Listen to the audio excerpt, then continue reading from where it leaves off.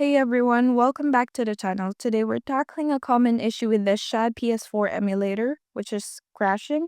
If you're excited to dive into PS4 games on your PC but keep running into crashes, you're in the right place. I'm going to walk you through some steps that might help you stabilize the experience.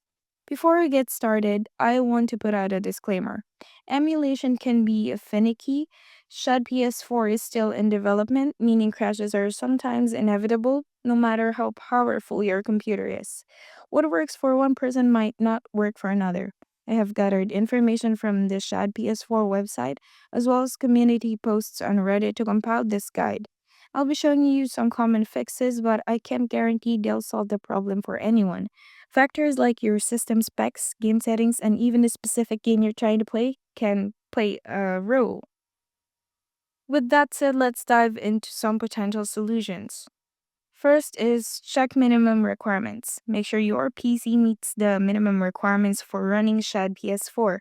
If your CPU doesn't have AVX and AVX2 support, that could be a reason for crashing on startup. Similarly, ensure you have enough RAM to run Shad PS4 in Windows. You need a minimum of 16 gigabytes of VRAM. To check this, simply go to the search bar, type Task Manager, then go to the Performance tab. Patches can also help reduce crashes and fix visual issues.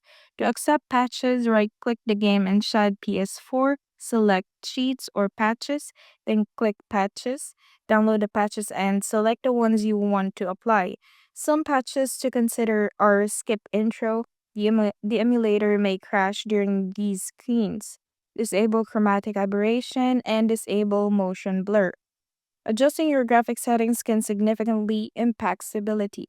If you have a weaker PC, try playing at 30 FPS instead of 60. Experiment with different settings to find a balance between performance and visual quality.